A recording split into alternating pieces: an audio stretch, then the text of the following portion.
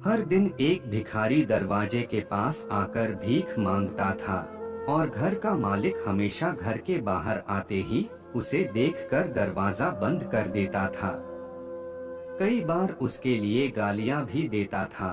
वो कहता था, तू जिंदा ही क्यों है, पूरी जिंदगी ऐसे ही भीख मांगेगा क्या, धरती का बोझ क्यों बना बैठा है।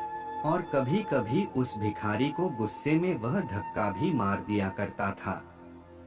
इतना कुछ हो जाने के बावजूद भिखारी के मुंह से सिर्फ यही निकलता था कि भगवान तुम्हारे पाप को माफ करे। एक बार सेठ को धंधे में बड़ा नुकसान होने की खबर मिली।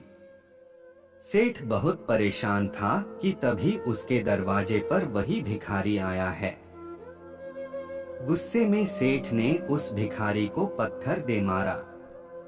पत्थर लगने के कारण भिखारी का सर फूट गया और उसके सर से खून बहने लगा। फिर भी दर्द से तड़पते हुए भिखारी ने इतना ही कहा, भगवान तुम्हारे पाप को माफ करे। भिखारी वहां से चले जाते हैं। सेठ सोच में पड़ गए।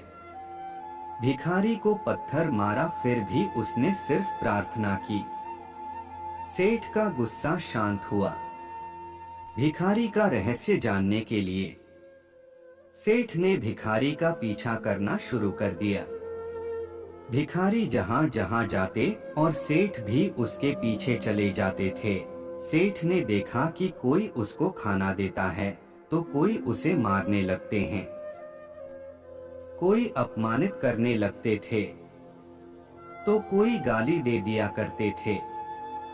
लोग भिखारी के साथ चाहे जैसा व्यवहार करते, लेकिन भिखारी सबके लिए यही प्रार्थना करने लगते हैं, भगवान तुम्हारे पाप को माफ करे। अब रात होने को आई थी। भिखारी अपने घर जाने के लिए लौट रहे थे। वो अपने घर पहुंच गया था, लेकिन सेठ अभी भी उसका पीछा कर ही रहा था। एक पुरानी टूटी हुई खटिया पर एक बूढ़ी औरत लेटी हुई थी। काफी कमजोर और बीमार लग रही थी। वह भिखारी की पत्नी थी। अपने पति को वापस आता देख वह खाट से उठ खड़ी हुई। पत्नी ने अपने पति के भीख वाले कटोरे में देखा। उसमें सिर्फ आधी बासी रोटी थी।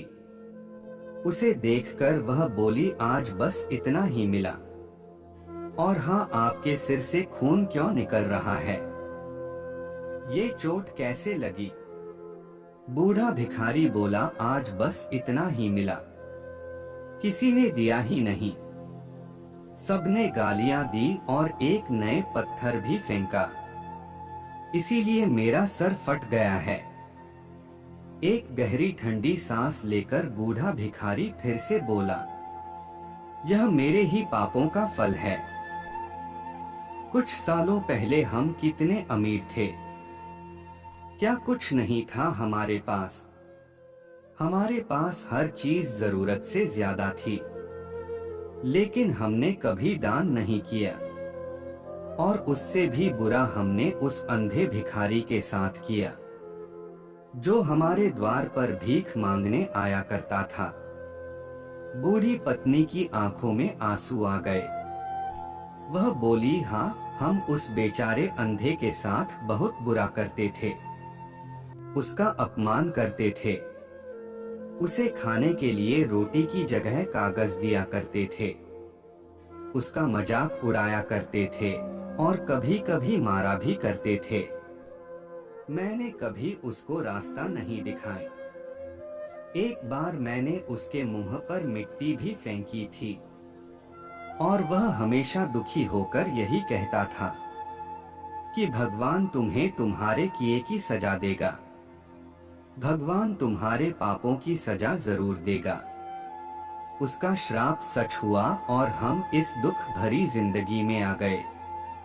भिखारी बोला, हाँ, उसका श्राप सच हुआ, इसलिए मैं किसी को बद्दुआ नहीं देता, चाहे कोई मेरे साथ कैसा भी बर्ताव करे। मैं हमेशा उसके लिए प्रार्थना करता हूँ।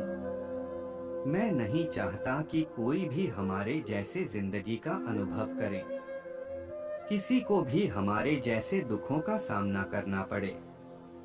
वो नहीं जानते कि वह कितना बड़ा पाप कर रहे हैं, इसलिए अनजाने में हुए पाप की ऐसी सजा किसी को भी ना मिले। सेठ वहीं पर छुपकर यह सारी बातें सुन रहा था। अब उसे सब कुछ समझ में आ गया था। भिखारी और उसकी पत्नी ने वह आधी रोटी मिल बांट कर खाएं और भगवान को धन्यवाद बोलकर सो गए। अगले दिन वही भिखारी फिर से भीख मांगने गया। सेठ के घर के पास जाता है। सेठ ने पहले से गरम रोटी निकाल कर रखी थी। उसे देते हुए सेठ विनम्रता से बोला, माफ कर दीजिए बाबा, मुझसे बहुत बड़ी गलती हो गई। बूढ़ा भिखारी बोला, भगवान तेरा भला करे। इतना कहकर वह आगे निकल गया। इस कहानी से जो सीख लेने लायक है वह बड़ी ही सिंपल है कि आदमी चाहे किसी के बारे में बुरा कहे या भला करें, लेकिन भगवान सिर्फ कर्म के हिसाब से उसको फल देता है। क्या हुआ अगर भगवान नहीं दिखाई देता है तो? लेकिन यह बात बिल्कुल सच है, उसके खाते में सबका हिसाब बहुत पक्का होता है। इसलिए जब किसी के लिए कुछ भी करो तो अच्छा ही करो।